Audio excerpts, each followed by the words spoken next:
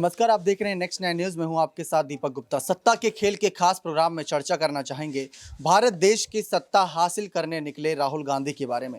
राहुल गांधी भारत देश के प्रधानमंत्री बनने का सपना देख रहे हैं। उनसे वैसे जब प्रधानमंत्री बनने का सवाल किया जाता है तो सवाल को घुमा देते हैं, लेकिन कुल मिलाकर जो अभी जिस राह पर निकल पड़े हैं उसका अंतिम पड़ाव कहीं ना कहीं प्रधानमंत्री पद ही नजर आ रहा है।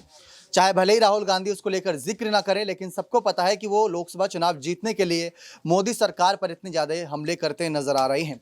अब जिस तरीके से राहुल गांधी मोदी सरकार पर हमला कर रहे हैं, भारतीय जनता पार्टी कहीं ना कहीं दिल्ली की सत्ता में बैठे अरविंद केजरीवाल पर निशाना साध रही है। मनीष सिसोदिया को जेल भेजा गया, उनका इस्तीफा हुआ। सत्येंद्र जैन पहले जेल की सलाखों के पीछे थे, उनका भी इस्तीफे की खबर अब सामने आई। तो कुल मिलाकर देखा जाए, एक तरफ अरविंद केजरीवाल परेशान है जो विपक्ष के बड़े नेता हैं, और दूसरी तरफ राहुल गांधी बार बार ये कह रहे हैं कि जब तक विपक्ष एकजुट नहीं होगा तब तक मोदी सरकार को हराया नहीं जा सकता, तब तक बीजेपी को हराया नहीं जा सकता लोकसभा चुनाव में। तो सवाल ये आता है, जब ऐसे ही बड़े बड़े विपक्षी दल मुसीबत में आते हैं तब राहुल गांधी कांग्रेस पार्टी इनका समर्थन नहीं कर रही, तो आखिर केजरीवाल इनका समर्थन क्यों करे? आखिर अब लालू यादव की बात कर लें, बिहार से तब खबरें सामने आने लगी, राबड़ी देवी से पूछताछ हो रही है तो वहां पर कांग्रेस पार्टी ज्यादा नजर नहीं आ रही। तो कांग्रेस पार्टी अगर विपक्ष के लिए नहीं खड़ी हो रही तो विपक्ष कांग्रेस पार्टी के लिए लोकसभा चुनाव में क्यों खड़ी हो? सबसे बड़ा मुद्दा केजरीवाल ही है कि केजरीवाल और राहुल गांधी में अगर बन गई तो क्या प्रधानमंत्री नरेंद्र मोदी को हरा पाएंगे? ये सबसे बड़ा सवाल है और इन सवालों के जवाब को तलाश करने की कोशिश करते हैं सत्ता के खेल में। पहला सवाल यहाँ प्रांशी से लेते हैं कि उनकी क्या राय है कि अगर राहुल गांधी और केजरीवाल के विचार एक हो गए, मल्लिकार्जुन खड़गे का साथ केजरीवाल का मिल गया, तो क्या प्रधानमंत्री मोदी को चुनौती नहीं बल्कि उनको हार का स्वाद चखाया जा सकता है? देखिए, फिलहाल देखा जाए राहुल गांधी को लेकर जो अलग-अलग दावे किए जा रहे हैं, उन पर रुख किया जाए तो राहुल गांधी को विपक्ष आगे करना चाहता है। अब बात आपने की बिहार के बारे में, तो बिहार के जो मुख्यमंत्री हैं नीतीश कुमार, वो साफ तौर पर यहाँ पर राहुल गांधी को समर्थन देते हुए नजर आए और दूसरी ही तरफ महाराष्ट्र से शरद पवार और उद्धव ठाकरे भी उनके समर्थन में उतरते हुए नजर आ रहे हैं और वहीं उद्धव के करीबी संजय राउत ने भी साफ तौर पर राहुल गांधी का नाम लिया है। तो ये बातें साफ हो चुकी हैं कि कुछ ऐसे वरिष्ठ नेता हैं जो राहुल गांधी के समर्थन में उतरे हुए हैं। लेकिन बात यहाँ पर अरविंद केजरीवाल के बारे में की जाए तो अरविंद केजरीवाल हाल ही में कर्नाटक का दौरा किए थे और कर्नाटक में उन्होंने यही ऐलान किया कि ईमानदार सरकार अगर आपको चाहिए तो आप आम आदमी पार्टी को वोट दीजिए और दूसरी ही तरफ पीएम नरेंद्र मोदी पर वह निशाना साधते हुए नजर आए। लेकिन कांग्रेस को लेकर यहां पर आम आदमी पार्टी का यही कहना है कि सीबीआई ईडी की छापेमारी जो देखने को मिलती है उसमें यहां पर देखा जाए तो कांग्रेस वैसे बड़ी पार्टी होने का दावा करती है, लेकिन जब ये बातें सामने आती तो कांग्रेस खुलकर सामने नहीं आती है, जिससे कि साफ तौर पर जाहिर होता है कि अरविंद केजरीवाल आने वाले वक्त में राहुल गांधी के समर्थन में बिल्कुल नहीं उतरने वाले हैं, क्योंकि खुद अरविंद केजरीवाल पीएम पद की दावेदारी के लिए रेस में इस वक्त सबसे आगे हैं। 24% लोगों ने उनका समर्थन दिया है और जैसे जैसे यहाँ पर ओपिनियन पोल्स होते हुए नजर आएंगे वैसे वैसे ही यहाँ पर आंकड़े बदलते हुए भी नजर आएंगे। अब वक्त के साथ साथ ही पता चलेगा कि वाकई में राहुल गांधी यहाँ पर इस रेस में अरविंद केजरीवाल को पछाड़ते हुए नजर आएंगे। यहाँ पर एक सवाल खड़ा कर दिया, अब इस सवाल को आगे जारी रखते हैं।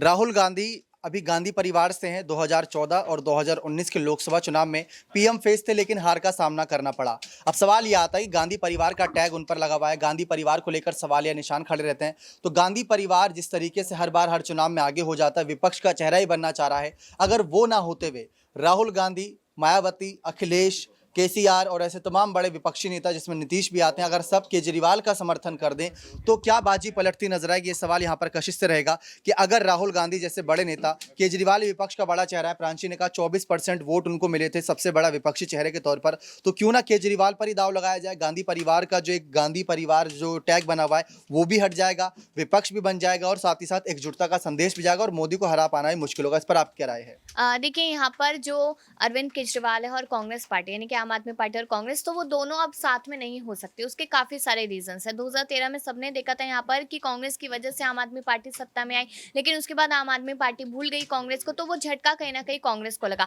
पंजाब में सबने देखा कि क्या हुआ, यहाँ पर कांग्रेस की सरकार थी, आम आदमी पार्टी ने सेंधमारी की। उसके बाद यहाँ पर आप देखिए कि गुजरात में क्या हुआ, वोट बैंक कटता नजर आया। तो जो नफरत थी यहाँ पर कांग्रेस पार्टी की, वो और भी ज्यादा लगातार बढ़ती हुई नजर आई। आप देखिए मनीष सिसोदिया का जो मुद्दा चल रहा है, यहाँ पर सारी पार्टियां समर्थन करें, लेकिन कांग्रेस पार्टी यहाँ पर कुछ भी बोलती नजर नहीं आ रही। क्यों? क्योंकि जब यहाँ पर ईडी सीबीआई का मामला सोनिया गांधी और राहुल गांधी में पहुंचा था, तब कोई भी पार्टी यहाँ पर आम आदमी पार्टी नहीं बोलती नजर आई थी। तो क्यों साथ देगी यहाँ पर पार्टी? अब आपने कहा कि यहाँ पर अरविंद केजरीवाल को क्यों नहीं आगे कर दिया जाता पीएम पद के लिए और यहाँ पर क्यों नहीं समर्थन मिल जाता? इसी वजह से नहीं मिलेगा समर्थन, क्योंकि जब उन्हें नहीं मिला साथ तो ये क्यों देंगे साथ? ये नॉर्मल सी बात है। अब देखिए यहाँ पर कि पीएम मोदी के सामने जो चुनौती है पीएम पद को लेकर, वो कहीं ना कहीं अरविंद केजरीवाल जरूर थे।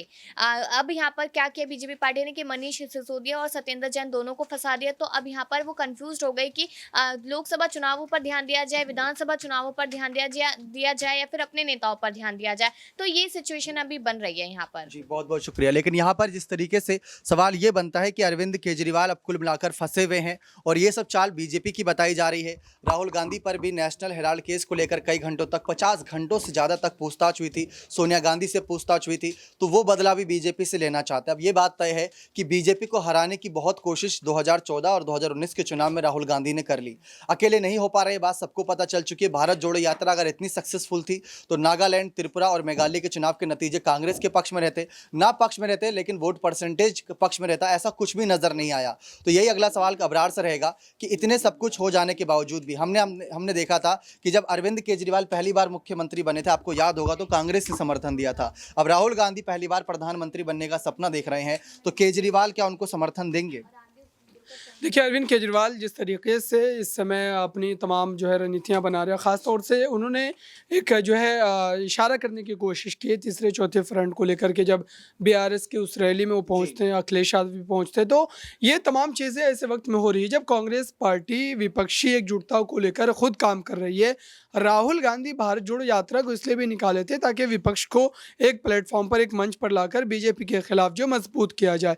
लेकिन जिस तरीके से अखिलेश यादव ने, अरविंद केजरीवाल ने इस तमाम चीज़ों से जो है कन्नी काटी और ख़ुद को अलग थलग दिखाया, तो ये कहीं ना कहीं पूरी तरीके से अब स्पष्ट हो चुका है कि कांग्रेस पार्टी अगर विपक्ष के नेतृत्व को लेकर के आगे चलना चाहती है तो कई जो है बड़े मोर्चों पर उनको जो है कहीं ना कहीं झुकना पड़ेगा। कई बड़े मुद्दों पर जो है, और जो है छोटे जो क्षेत्रीय पार्टी हैं उनकी भी सुननी पड़ेगी, तभी जाकर के विपक्ष एक मंच पर आ पाएगा।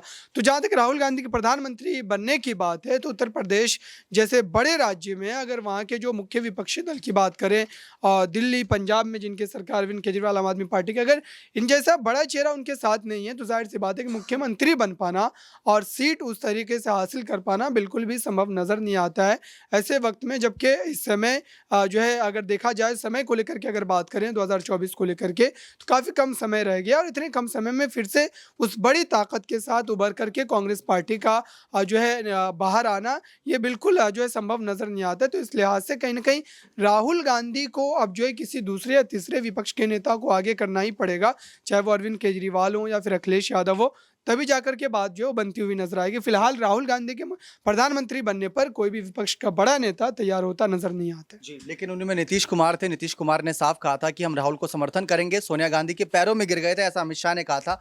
एक आखिरी सवाल यहाँ पर आशीष सर से लेना चाहते हैं कि उनकी क्या राय है, अगर राहुल और केजरीवाल एक साथ आ जाते हैं, दो विपक्ष के बड़े नेता, कांग्रेस का बड़ा नेता है, एक आम आदमी पार्टी का बड़ा नेता, और दोनों ही बीजेपी से त्रस्त हैं, और अगर मस्त होना चाहते हैं तो बीजेपी को हटाना पड़ेगा, लाजमी सी बात है। ना चाहते हुए भी क्या आपको गठबंधन के आसार नजर आ रहे हैं? अगर होगा तो क्या केजरीवाल राहुल को समर्थन करेंगे? शुक्रिया दीपक। देखिए, इसमें कोई शक नहीं है कि बीजेपी और कांग्रेस इतनी होशियार है कि किसी भी सूरत में अरविंद केजरीवाल को आगे नहीं बढ़ने देगी। और ये बात देखिए कांग्रेस को भी पता है कि भैया मोदी जी कितना दिन सत्ता में रहेंगे, यही बात तो लंदन से वो कह रहे हैं, ज़्यादा दिन नहीं रहेंगे। और ये बात बीजेपी को भी पता है कि हम ज़्यादा दिन नहीं रहने। लेकिन ये दोनों इतने चालाक हैं कि इस बीच में देखिए पहले भी कांग्रेस की सरकार थी, अटल जी की सरकार थी, ये दोनों की चलती रही, लेकिन इस बीच में जितनी तरक्कियां अरविंद केजरीवाल ने की है किसी पार्टी ने नहीं की। लेकिन इसको रोकने के लिए दरअसल दोनों पार्टियों ने साठगांठ कर सकती है, लेकिन आपस में इन लोगों का गठबंधन नहीं हो सकता। दीपक जी, बहुत बहुत शुक्रिया।